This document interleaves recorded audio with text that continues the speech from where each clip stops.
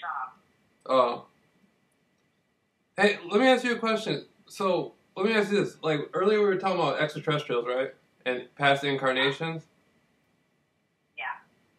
What do you think about ET genetics in modern people, like me and you, or you and somebody else? Do you think there's extraterrestrial DNA within us? I've heard that. I wouldn't be surprised. Right. The concept is like this. Like humans were at like a primal state, and genetics were artificially like disseminated to humans for their own growth for different reasons. Humans may have been used to carry out certain tasks, and like a genetic intervention, sort of like in the Book of Genesis, and and those genetics are still within humans today. So you have humans, but then humans are made up of different ET genes, and some people can use that ability for paranormal, psychic, astral projection, different sorts of things. Do you think there might be something to that? Yeah, well, okay, so I read about a bunch of stuff with like vaccines, and they use, they need to like for live vaccines, live cultures, they need to use a medium to be able to keep the vaccine, like a live culture. So they'll use all kinds of different things, but because of doing that, they use mouse DNA, and so Wow. they can, Wow. yeah, and so, well, and I mean, like, if you want to get into the growth factor of it, like, they use aborted fetuses, and, like, there's so many things that's like, whoa, what, I didn't realize that, that's disgusting, so, anyways, point is, they have acknowledged that because we have used, like, DNA from other species that would not typically have diseases that are transferable to humans, but because we've done this and we've now used these as mediums to inject into humans with vaccines and hypodermic needles, Yeah. it's now exposed us to diseases and problems that we would otherwise not be susceptible to, and we don't know what the harm to humanity could be, because it's like before they really knew to test blood for different diseases, and if you gave somebody a bad blood transfusion, same situation. So the repercussions of what they've done, they didn't test it out to know what's happening, and now it's too late to do anything about it. The damage is done. It's already been. So if you can do something like that, why would it be hypothetically impossible in the opposite direction? We're already acknowledging that we as humans have used mouse DNA or whatever, and so now those things have been introduced to humans. Right, If we can expose ourselves to mice diseases we wouldn't otherwise have, why would it be that far-fetched that extraterrestrial DNA wouldn't have been the exact same thing? Yeah. Exactly. You know what? That brings up a very interesting concept. Okay, there's an idea out there, and I think there's some reality to it, but it's that we only use, our body is supposed to be 95% junk DNA, and we only use about 5% of our DNA. The other percent, they really don't know what it means, but there's structure to it, there's pattern to it, so it's something. It's not, by definition, it's not junk because it has design to it. Okay, I love relating things to other things. Same situation here. Why would there be DNA that's unused? We wouldn't have that. We just don't understand what the use is. Right. So something's happening, and I have two easy examples for that. So to synthesize medicine, you're using a whole plant as your basis, and you find a property of that plant that's useful to humans, and we want to harness that. So then they isolate those properties, and that's how you get side effects to these things that in its whole plant form is balanced. And so you're synthesizing a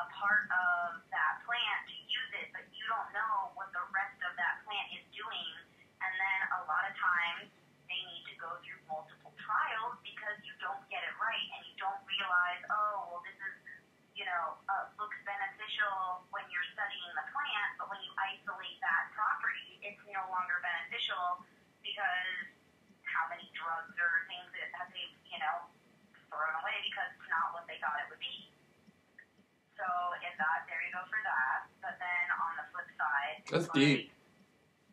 well, I like talking to you because you like have a similar mindset. So there's all these different things that like you can get into the thought process of these things and relate them to other situations to make more sense out of it, or like this is a pretty logical, conversation about what most people think is irrational. Yeah. Most people would dismiss it immediately, so you're not going to go into the details of dissecting things and relating it to others because you haven't gotten this far into a conversation before somebody is just absolutely not on board. Yeah, and you know what? The miraculous thing about like DNA structure is there's a factor of consciousness over DNA. There's people out there who will have a certain eye color, and they will have what you consider an alter personality. And when they go into their alter personality, their eyes will actually change. They may have a disease like cancer or HIV. When they switch personalities, those diseases disappear. There's been case studies where this has happened, where the person has actually switched personalities, they become a completely different person, and whatever disease they had was gone.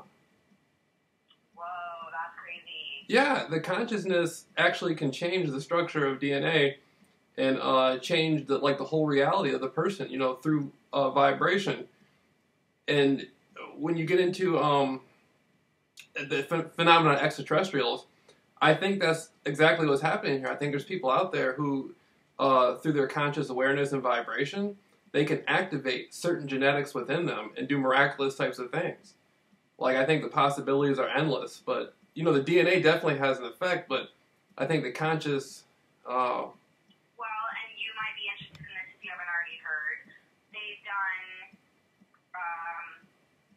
I never have any facts for the studies, and I'm reading shit off the internet. So who knows if there's actual factual things. But I mean, I don't believe everything I read. But you should take it with a grain of salt or do your own research, is essentially what I'm getting at. But it was, what were we just talking about? My disclaimer made me lose my train of thought.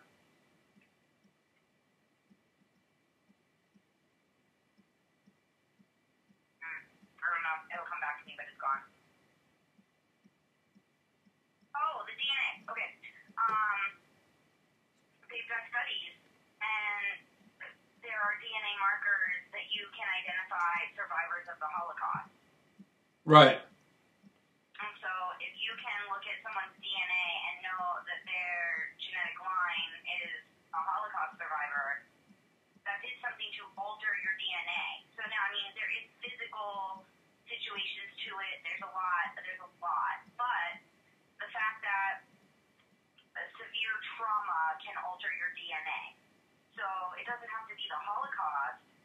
It could be anything. And there, that gets into like epigenetics, and it gets into like ancestral DNA, but it also ties into what you're talking about right now. So if you can be so affected by trauma that you can change, your DNA can change, again, it is possible to change. So why would it not be possible to do it on purpose or with intention? Yeah, to purpose. You're saying like to artificially or purposely create. So if you are talking about studies where somebody's, eye color changes or diseases that wouldn't just disappear things like that, this is altering the DNA in a immediate fashion. That's impossible. That's impossible based on what people say. But here you are talking about this happens. So you can't dismiss it. Same thing. I got into an argument with someone about the DNA thing I just told you, and they did not believe me. I had to go back and find the article that I read to prove, it's ancestral DNA. So say I've got a long line of abusive family, upbringing, right? Parents and grandparents and great-great-grandparents, and you keep going forever. It was always abusive, and it just continues. It's the cycle, and then it gets passed on and passed on and passed on. Okay, at some point, I rise up and say, this is unacceptable behavior, and I'm not going to stand for it. There's an upbringing in me that says,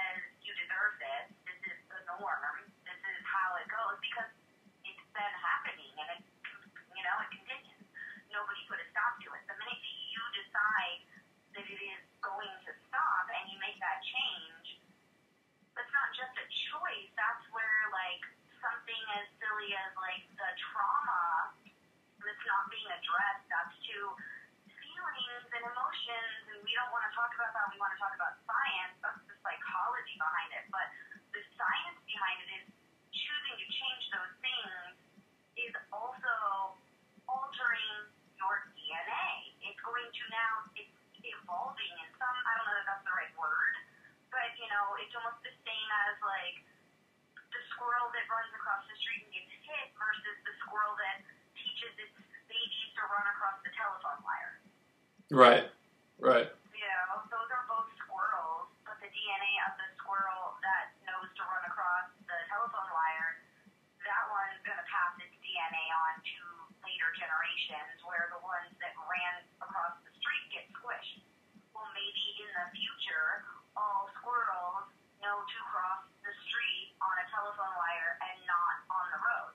That's not because they became smarter. That's because the ones that survived were the ones that knew better, and it was a, you know, almost like a smarter version of squirrel if we're using this example. Right. You know, so Right. now that is somehow that's programmed. DNA is just human or animal or whatever species programming. It's the blueprint behind whatever organism that is, you know, if we're boiling it down. And I've noticed that there's a strong, within the DNA, there's a strong genetic memory factor. There are birds who will actually try to land at places where there used to be islands, and the islands are gone. The islands are submerged underwater, but the birds continue to try to land on these places.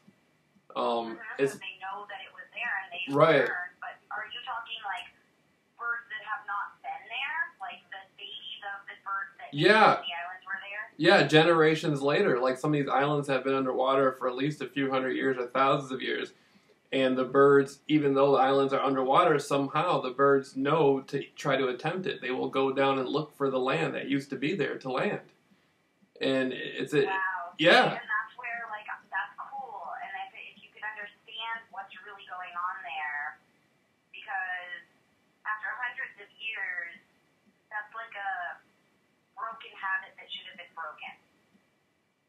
yeah, So, yeah, the ones, just like the squirrel example, the ones that are smart, that don't waste the time and energy to stop at an island, continue on, and maybe the ones that stop at the island don't, you know, survive or whatever. But, like, somehow that should have gotten weeded out over hundreds of years. They should have recalculated. So why is it? What is it about that? That's, you know, and I really do think that DNA and all that kind of stuff, it really, ancestral DNA was something I looked into. I mean, I want to look into it even more, but, you know, if you think about the way people are, you know, somebody's a strong-willed person, somebody's, you know, a meek person, somebody is tall or short or blonde or dark hair or whatever, you know, like, this is all genetics. So some of it, yeah, nature versus nurture, some of it is the upbringing that you're in, but all the time you hear about, you know, people that are just like their adopted parents that they've never met, you know, or things like that. Like, there are behaviors in people that wouldn't have been learned but are still in them. yeah, yes. And there's also like a thing where within genetics, there's a consciousness effect, like currently, not just through different lives like we talked about. Japanese scientists did experiments with monkeys, and they called it the 100 monkey effect.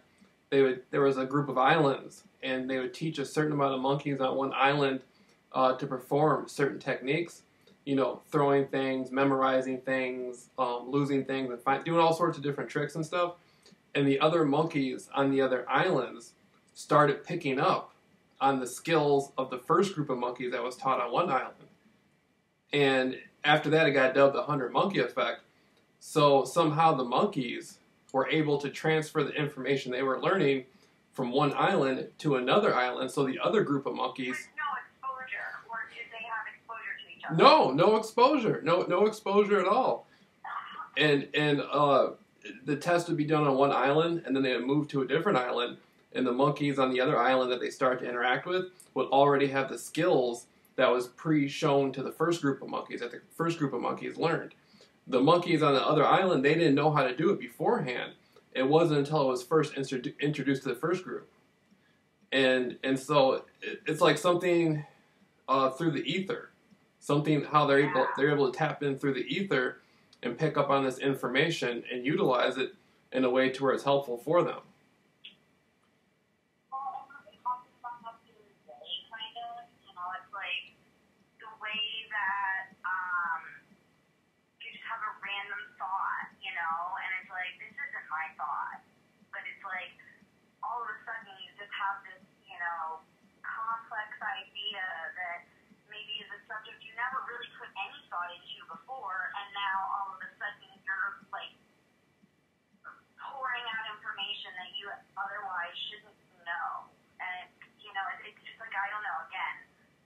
to explain, but, sometimes there's things that I think, okay, I'm just daydreaming and this is my own idea. Other times, I don't think that these are coming from me. It's almost like these are wavelengths and I just happen to, stumble in front of it and it hit me,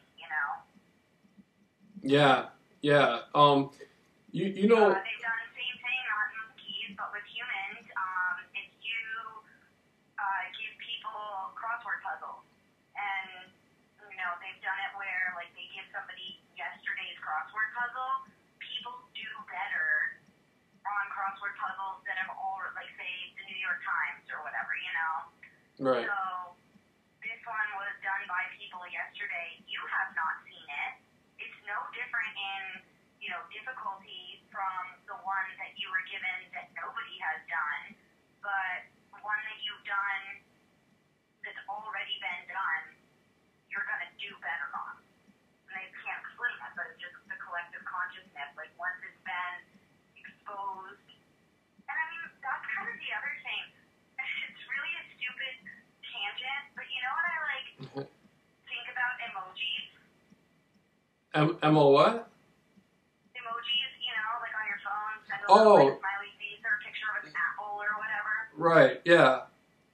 I like those too. It makes me laugh. Okay, I think it's you talk about ancient aliens and all of this stuff, and they always talk about, they were helping the Egyptians, and, that's kind of the tangent that they'll go on if they are going on it. Yeah. When everyone started using emojis, I laughed, and I said, this is just Egyptian hieroglyphs. It is really, and when you think about it, look at how we communicate with each other. We call it a text, ancient text. A text. So here we look at all these things that we're so modern and they're so backwards and this is so ancient, but we've lost information that we don't know what they actually knew. So I see the Baghdad bomb or the Baghdad light bulb and the different, where they think they have aircrafts or spaceships and, the carvings on the pyramids and all these things that are unexplainable. So if those things are actually this whole, aliens came and showed us technology that we previously didn't know and the Egyptians were so advanced and, I know they've talked about the pyramids are kind of almost like a Wi-Fi network, but for telepathy, So it's maybe we have taken a turn where it's almost like steampunk. Do you know what I mean? So right. West, and you look at the steampunk version of it. You've got modern technology in an archaic version. What if that's what we're living in right now? Mm-hmm. What if we're the steampunk in comparison to ancient Egyptians that did it the right way? So they don't have a bunch of bulky, stupid devices they've got to carry around. They're using the wavelengths that we're talking about, saying, oh, that's too weird, that's not an idea, there's no collective consciousness. Maybe they're tapping into it, and that collective consciousness is our World Wide Web that needs servers and physical things to do the exact same thing that they were able to do without any equipment. Of course, there's not going to be any evidence of it. It was all within them. I believe I know how they built the pyramids. I don't think they use any machines or any workers. I think they naturally use the substance within the ether. They emitted some sort of how you look at incense and you can see incense go up. There was something that they were able to utilize to access hyperspace, like the ether around us, and naturally be able to place the blocks and do different things like that. When you look at the pyramids, all you see is hieroglyphs. And how can you design the pyramids in hieroglyphs? What language did they use to design it? You can't use mathematics and all that stuff based on pictures of birds and snakes and stuff. The language they used to build the pyramids has never really been shown. Exactly. And so that's exactly it. So hieroglyphs are not the Egyptian language. Right, yeah, definitely not what they build them with. Yeah, you got that. To my knowledge, I don't know that there is specifically an ancient Egyptian language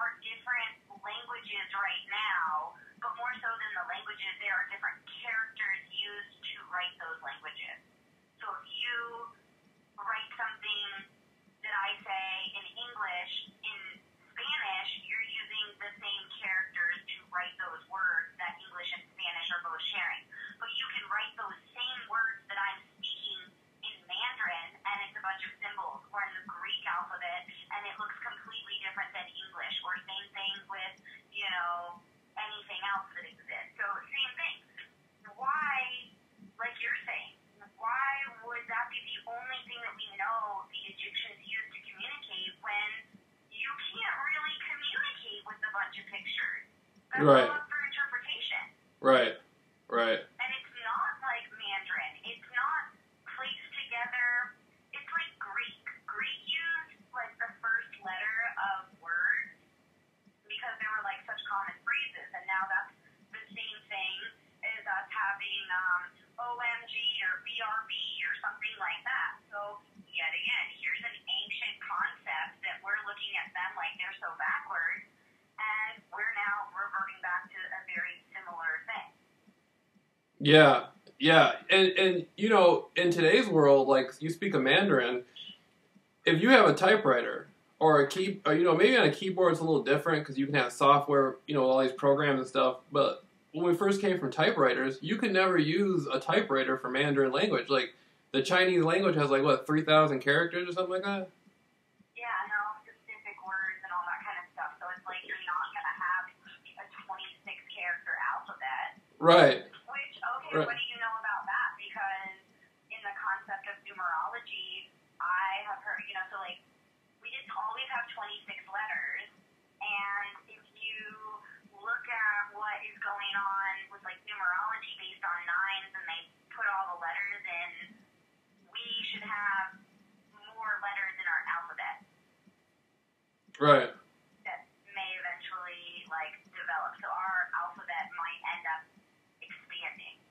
Mm-hmm. I don't know anything about that, but I have heard it. Do you know anything about that? No, I don't. That's the first time I heard it, actually. Let me ask you. Okay, let me ask you this about languages. Have you noticed this? Like, you can go to different countries and experience all these different languages, and sometimes the languages will be a lot alike. Uh-huh. Like in Germany, they say hello. In England, they say hello. The indigenous people of the Americas, like they would say how. If you go to Hawaii, they say aloha. Like, have you noticed how all that sounds similar, but these people are so far apart? Yeah, so it's like, well, if you want to go weirdo extraterrestrial thought process on that, it could all be an interpretation of an extraterrestrial language that was the common denominator that everyone took their interpretation to. Yeah. Exactly. I know beyond a shadow of a doubt that extraterrestrials. I mean, it's very debatable. You know, don't quote me. It's very debatable, but the way I feel about it is, I feel it's beyond a shadow of a doubt that extraterrestrials are at the roots of languages that were given to humans. The etymology, the root words, and all this stuff all around the world, and you know, they're the masters of it. They're the masters of language, and.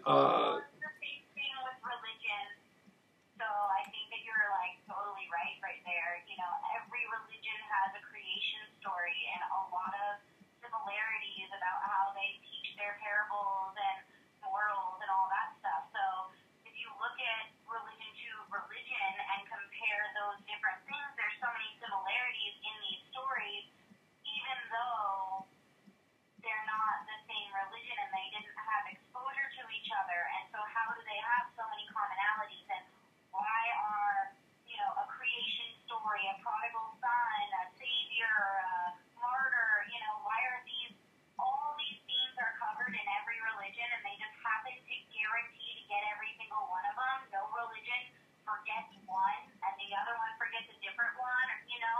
Right. How is that so common when it was so far removed and we didn't have the technology like we do today where it's a globalization? These were pockets of people that may never have been exposed to Right. anyone else. Right.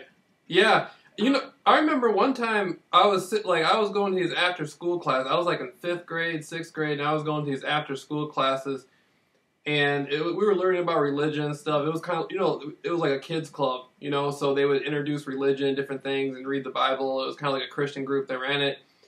And, you know, we were talking about Noah and Noah's Ark, and we were drawing pictures of it. And then a few months later, I was at my grandfather's house, and I was looking at television. We were sitting there watching it, and on the History Channel, they were talking about the story of Gilgamesh. And I was like, Gilgamesh? Who is Gilgamesh? And my grandfather was like, oh yeah, before Noah, you know, there was the Epic of Gilgamesh, which is a Jewish interpretation of Noah, but it just predates the story of Noah. You know, it's an older version of it. And so it made me think, I'm like, so why are they telling me about Noah? And there's a much older story that goes to Gilgamesh. It didn't really make sense to me. Like, why are people going off these stories? And there's older stories of those stories, and probably older, you know, it probably goes back to the ancient Sumerian epics to begin with. And so. Well, and you know what? Okay, so a very easy example that kind of relates. You have Judaism, which predates Christianity. But in order to get Christianity to be popularized, you need to relate to the people that probably already have another religion, whether they're pagan and they believe in many gods, or they're Jewish and they believe in one God, or whatever it is. You got to get them on your side. So these stories, there is no guarantee this was written from somebody that walked right next to Jesus. You know, like all of these New Testament writings were written hundreds, if not thousands of years later. You know, like we don't have right then and there recollections. These are not historians. These are people that may not have even met Jesus. So it maybe one of his disciples wrote something, but you know, I don't remember which one it is, Matthew, Mark, Luke, or John, one of the Gospels. It's not written by whoever it is supposedly the Gospel of. Right. So whoever the main character is that the Gospel's about is written. There's an. I don't know, but say it's Paul. The Gospel of Paul. He's not the author. Right. Yeah. Right. Using his letters, and some cardinal 200 years later writes the Gospel. What?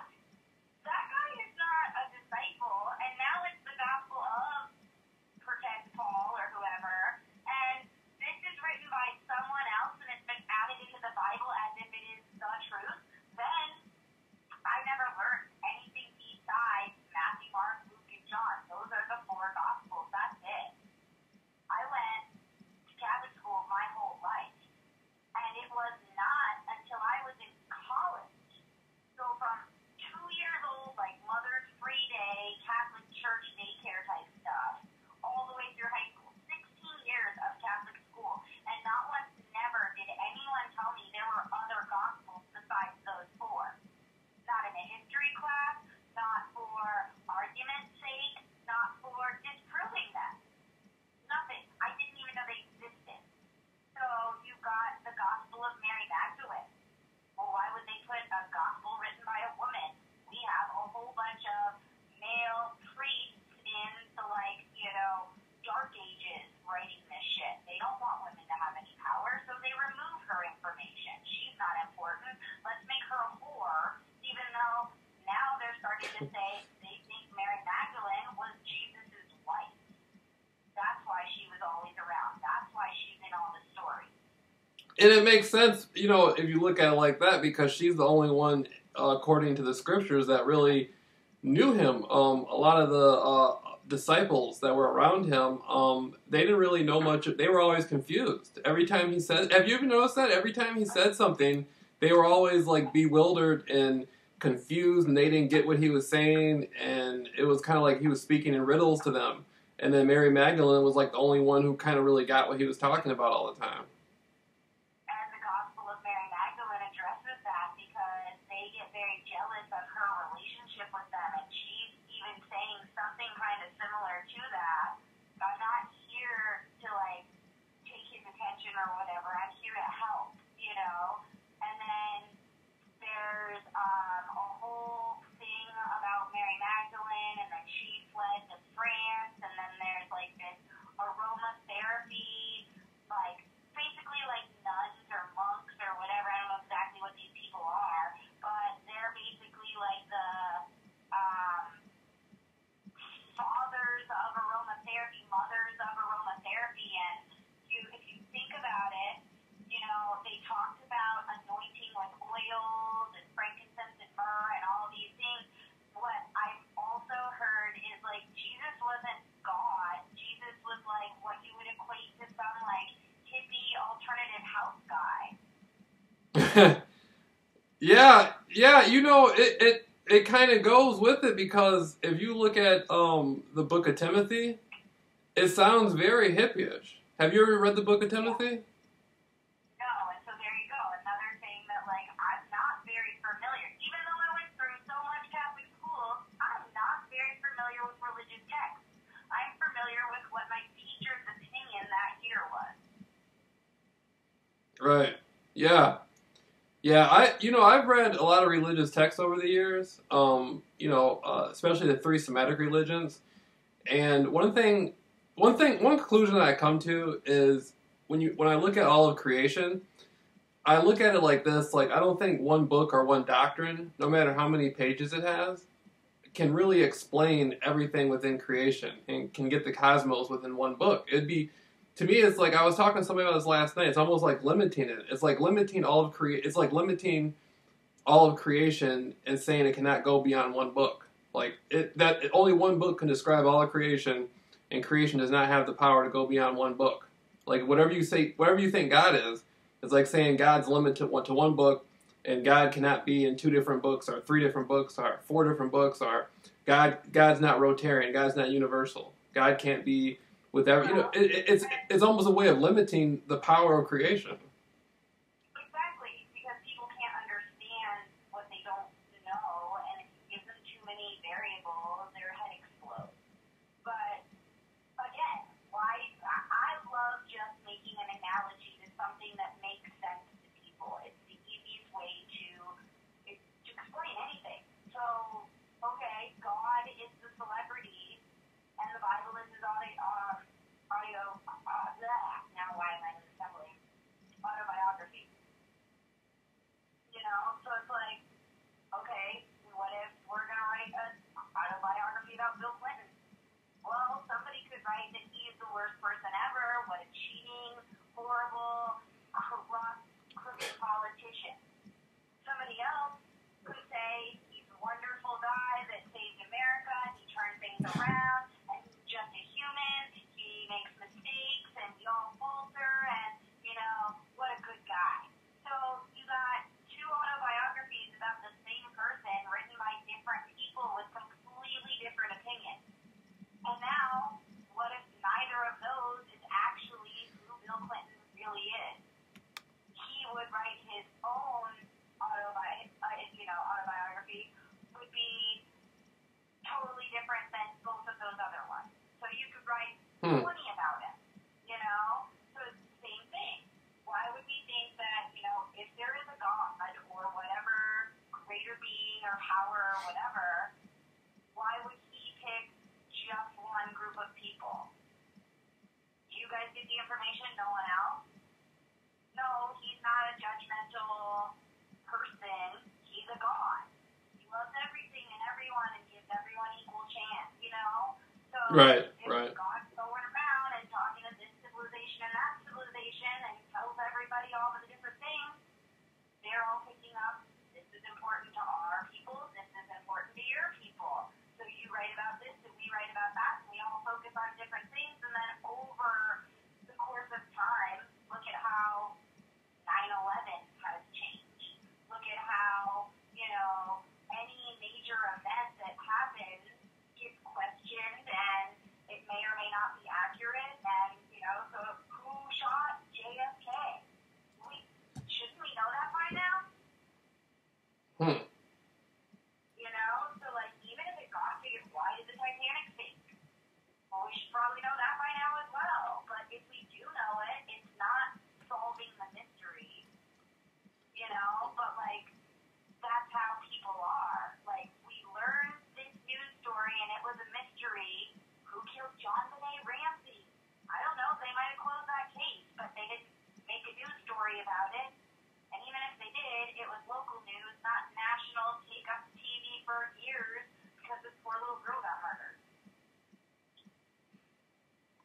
Yeah, it's a lot of mystery out there to a lot of stuff. I don't really watch the news too much.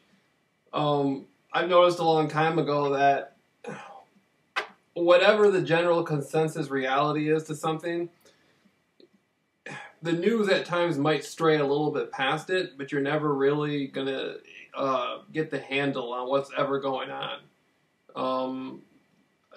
Very few people look beyond the surface of things. And so I think the news is more like an entertainment type thing than anything. I don't pay too much attention to it, you know, myself. Well, I agree. And it's kind of like, some of the news is fluff, filler, propaganda, whatever they want to sell you. And then the other stuff that may or may not be accurate news, then you look beyond it, and there's the unreported real news that this filler stuff is distracting you from actually paying attention to. Right. Right. My most recent annoyance, because I've always got one, and I'm just that weirdo bitching about some stupid shit until everybody jumps on the bandwagon after it's too late. But I was talking about net neutrality, and everyone's like, oh, no, what you're talking about. So first I'm like, net neutrality 101, let me teach you what this is all about. And so I waste a bunch of time educating people that don't give a fuck and aren't going to do anything. So why did you ask what it is? Why didn't you just tell me I don't care? But you listen to me and you waste my time explaining to you what this all is and tell me I don't really understand or I don't really care or I'm not going to do anything about it is the bottom line of pretty much every conversation I had about it with anyone. And then after the fact, when net neutrality passed, and this is a terrible fucking thing, there's nothing that anyone can do about it now. Now people are like, oh yeah, well net neutrality passed, that's a pretty big deal. Yeah, well why didn't we talk about it a month ago when we could have done something? And when I was bringing it to your attention, so it's like, that was not major news constantly all the time, because if it was on the news all day, every day, and the news was saying, hey, we should have internet freedom, we should be able to keep this the way that it was and not have corporations running our internet, let's fight this. But nobody wants to fight it because the corporations are running the fucking news channel. Oh yeah, of course. Yeah, the corporations are always running the news channels and stuff. When you look back at like how news reporters did things many years ago, you would see like guys chasing people down for stories and stuff. And like there used to be a time where people had to fight off the newsmen, like the journalists. Now it's sort of like a real casual type thing, and the stories are real genuine, and it's like going to a movie theater when you watch it. When you watch the news, it's not really the news. It's not, huh? Manufactured. Yeah, and there's a whole internet about that as well. That like a lot of these school shootings and mass hysteria and all this stuff, like they're acted out. They're not real, and I don't know whether that's true or not. That's a conspiracy theory that I haven't like really jumped down the rabbit hole on, but I don't put it past it. Could be. You never know. Like, if you can, like, again, coincidence, if you can, like, find the same person at multiple different, like, bombings and school shootings and, stadium events, okay, if that same person is at even two different things, like, the amount of people and the probability of that, okay, you should think about that and question that and look into that and at least find that person and ask them a lot of fucking questions. So, I don't know, it's just funny, like, you find something on the internet as big as that, like, do you think that news stories might be manufactured and faked? Well, why would you do that? And if that's the case, then how many of them, So I don't believe any of it at all anymore. I don't want to. Yeah, it's one of those. I think it's one of those things. Like all knowledge is self-knowledge, and when you go out and you see this stuff and you know what you're seeing may not be accurate, or you have whether it's accurate or not, and you have a hunch, when you bring it all back in, it's going to affect how you live your daily life. So, assessing problems that you see go on the news and problems around you, it can help. It can really help you in your daily life do different types of stuff. I've seen over the years a lot of different people, want to figure out like, hey, what really happened? What really happened? There may not really be a final conclusion. Sometimes it might not be. There may not be anything there at all. It may just be, a conspiracy. It meant to be a riddle. and you chasing your tail, so to speak.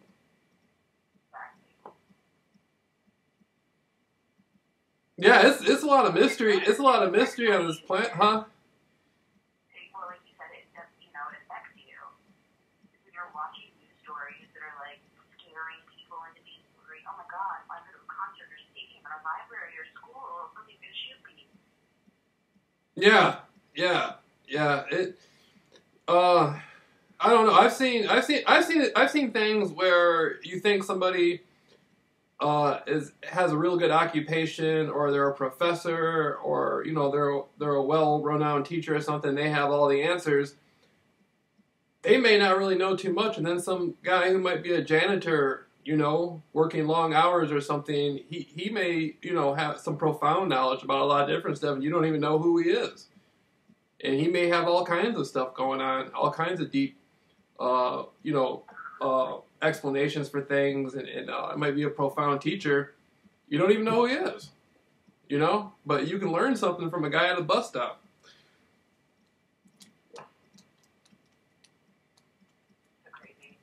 Yeah, it's a trip. Man, I like how those dogs lit up, how those dogs responded to you. That really lets me know that you got something good going on about you. There's something special about you. Because when you walked in the room, the dogs lit up, but the way they were barking, it wasn't like intruder bark or a bark that you startled. It was a bark of happiness, and so that lets me know there's something really good about your presence. That's awesome. Yeah. Yeah. They all get excited because they're all hanging out, and everybody's already gotten their baths, and they're like, "Oh, Jen's here. It's time for grooming." Yeah, definitely. What do you think? You think dogs can see things that people can't? You think dogs can see spirits and ghosts and stuff? I don't know about all that, but I mean, I think dogs can read people. I think that there's something you can't explain about, how dogs are communicating, and I watch dogs play. I watch dogs with people. I watch dogs on their own. I love it. I see different breeds. And so, it's not even golden retriever is golden retriever is golden retriever. I know a zillion different golden retrievers that all have their own personality and all do their own thing. And I can see similarities with some dogs that do things. And, there's groups of dogs across breeds, just like there's, comic book nerds and beauty queens and jocks. And, it's just so funny, the dog world is just like the people world is just like any other world, I would assume. Yeah, but those dogs though, what do you think? Okay, have you heard this, that the word God is actually supposed to be dog? Just dog spelled backwards? Have you heard somebody say that? Yeah. Or you got Sirius, the dog star? Yeah, I love dogs. Yeah. And I liked when you said dogs are going to reincarnate into people, and that's why they're hanging out with us. Yeah, the next step before the soul. Let me start from here. You have individual souls, then you have oversouls. An oversoul is responsible for a collective of souls. But the dog is an individual soul. Its next step before being human through incarnation usually will be to be with a family of people. It came out of being wolves and coyotes. Now in this incarnation, it's around people. It gets to learn how humans act and behave. So it may have several incarnations as a family dog. Then its next step will be incarnation as a person. And so the dogs that you're around right now, one of them could pass and come back as a human, and you could actually meet the human before your incarnation is over. Yeah, that'd be awesome. Isn't that? Yeah, it's deep. It's deep. Have you ever heard of an oversoul? An oversoul? No, I never heard that before now. There's a soul blueprint, and there's an oversoul. And I think on Earth, humans have around 144,000 oversouls. And that's funny, in the Bible, they talk about the 144,000. So it matches perfectly. but there's 144,000 oversouls within the human blueprint, and each oversoul is responsible for certain families, certain people, and so people continuously meet over and over again through different lifetimes. And there's certain types of individuals who have agreements through oversoul blueprints. Soul contracts. Okay, I've heard that. Soul contracts. Everything comes from the other side, so to speak. Everything that on this planet comes from the other side. All the information. That's all the stuff that I want to understand, because how do you, like, find those people? And maybe you don't need to find them all, or maybe you don't even really need to find them, but, like, how do you recognize those in your life, or, you know, whatever? There's got to be something to this to, like, use it in your current life.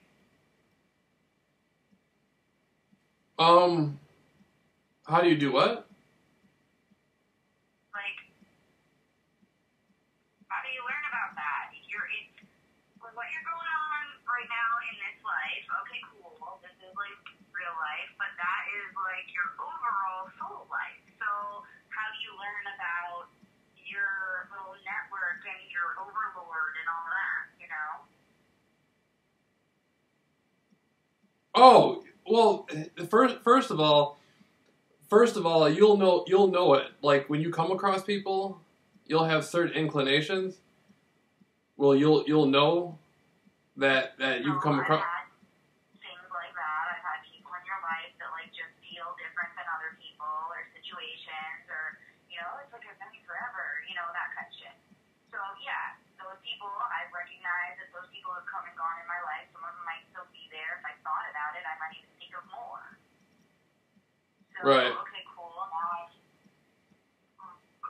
become aware of it and recognize that some of them are there. Then what? What else can I do?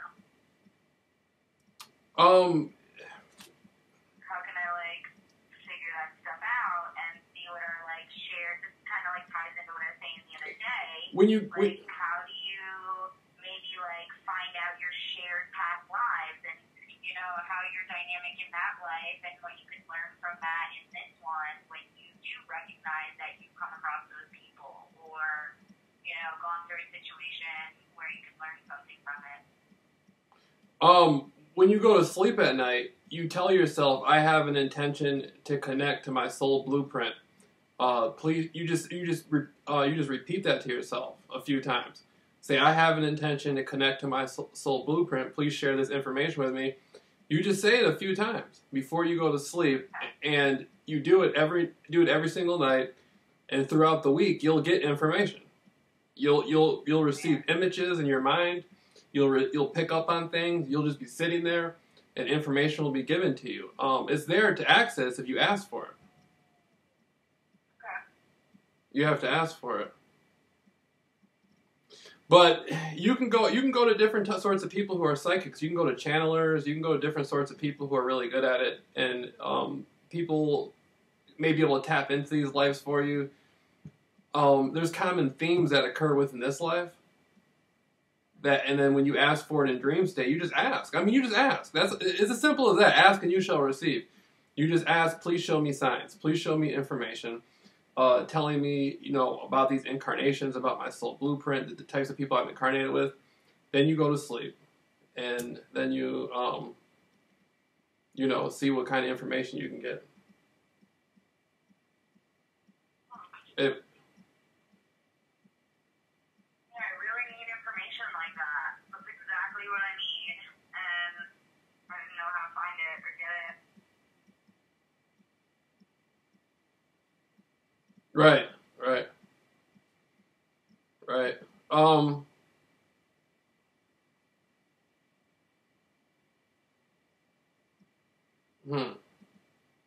Okay, so what else were you talking about with that? I'm trying to think. You caught me in thought. I'm trying to think. Incarnations, soul agreements. I think when you're really excited about something, I kind of derailed you. Yeah, I think when you're really excited about something, it's a key that there's something there. Like if you're really passionate, like if it's art, if it's channeling, something like that, meditation, like you working with the dogs, anything that's helpful and considerate, like something, or it could be something negative. There's people out there who are very excited about doing negative stuff. There's people out there who like want to do wrong for some reason. They're passionate about that. That's their excitement, you know. So it doesn't have to be something you would consider to be loving. I guess it's just any type of excitement you have. And you just go out there and you just put your best effort forth. Mine's always been sort of like esoteric type of stuff, like helping people to see things they normally wouldn't see. And in today's world, it's come more into spirituality. It's come more into how can I best help somebody discover more about themselves so they know how to deal with what's going on around them. And like giving people often know what to do. They often know the right things to do, but sometimes it helps them to hear it from somebody else so they feel like, oh man, now I got permission to be myself, so to speak. Like, yeah, and I was trying to actually explain that to my mom earlier tonight. She's not really like the kind of person that gets that. Like, just talking because I'm moving, so I'm like, okay, well, I just wanna like hang out with somebody and like pack up my stuff and talk and like, it'd be nice if like my family came over. So she interprets it like you gotta pack up your own things, like nobody's gonna move you. Of course not. I don't expect anyone to do it for me. I'm saying do it with me so I get to spend time with someone. It's not about packing in the stuff. It's more about like, I gotta get this done. We can hang out. It'd be nice to see you, And so it's just very funny. She did not understand it. right. Yeah, oftentimes like people, I have a lot of different family members who I've been knowing them my whole life, and we know each other really good on different levels. But when it comes to stuff like me and you were talking about, it won't go anywhere.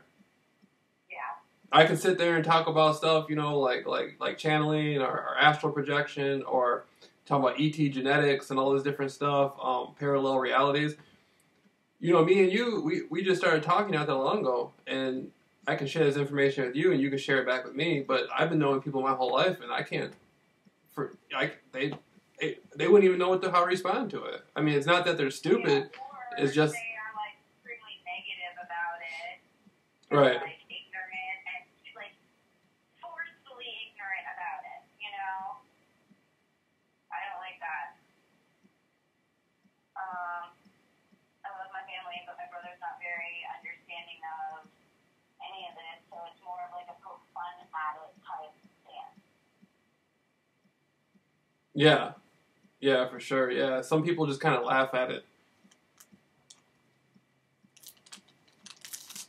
Some people just kind of laugh at it and think it's a joke. It's so weird. It's just like the best things, the most spiritually enriching things are intellectually enriching things. People just sort of like make fun of it. And it just sort of like... Okay, so why don't you just go watch some football? Sorry I interrupted you. Yeah, it doesn't really...